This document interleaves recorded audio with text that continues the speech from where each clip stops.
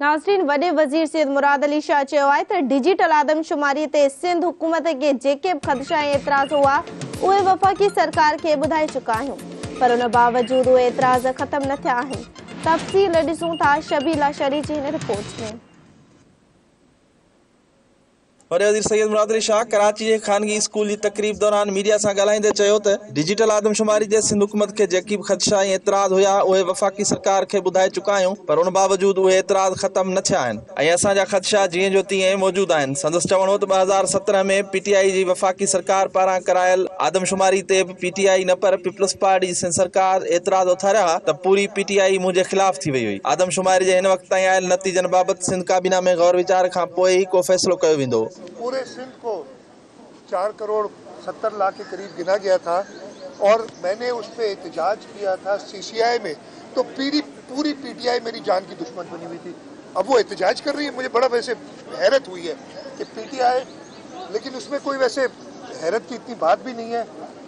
कभी पता नहीं कल कहेगा कि नहीं वो मुराद अली शाह ने असल में साजिश शुरू की थी, फिर उसने A को कहा, A ने B को कहा, B ने C को कहा, फिर उसने मुराद अली, तो ये वही बात हो गई है PTI की। तो मैं ज़्यादा उस पर बात नहीं करूँगा। जमात इस्लामी ने भी कोई ऐसी ख़ास इवन मैं कहूँगा मुत्तहिदा कौमी मूवमेंट ने भी उस वक्त को एग्री किया था इस शर्त में कि जी आप दोबारा जल्दी मर्दमशुमारी कराएंगे। वॾे वज़ीर सैयद मुराद अली शाह चयो त आइन मूजिब चूंडूं 90 ॾींहनि अंदरि कराइणियूं आहिनि, पर PTI पारां ख़ाली कयल क़ौमी असेंबली जे सीटुनि ते चूंडनि जी त कंहिंखे बि यादगिरी न आई। संदसि चवणो त सभु खे ख़बर आहे त अक्टूबर में आम चूंडूं थियणियूं आहिनि, त पोइ उनखे अना जो मसइलो बणाइण जी कहिड़ी ज़रूरत आहे। मुल्क मुआशी तौर कमज़ोर आहे, इन सूरत हाल में मुल्क खे वधीक कमज़ोर न करणु घुरिजे।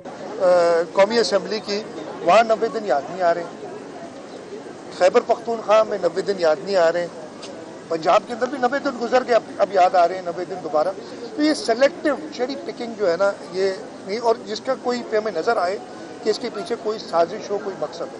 मैं ये नहीं कह रहा कि साजिश कौन कर रहा है, ना मैं जजेस के ऊपर कह रहा हूँ कि वो साजिश कर रहे हैं, शायद वो अप्रिशिएट नहीं कर सक रहे इस चीज़ को। मैं ये कहूँगा again they are very wise, उनको करना चाहिए, उनको ये अप्रिशिएट करना चाहिए कि एक तो खर्चा आप इस मुल्क जो इस वक्त वैसे ही परेशानी में है उस पर आप डबल खर्चा कराना चाहते हैं। आपकी जो कह रही है सारी जो सिक्योरिटी फोर्सेस कि ये वक्त सही नहीं है।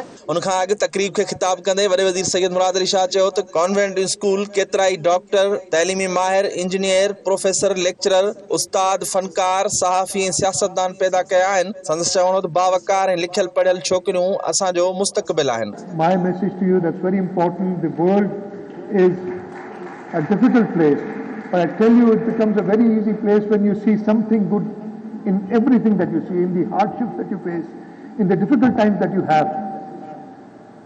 I'm sure the Almighty has something good in it for you.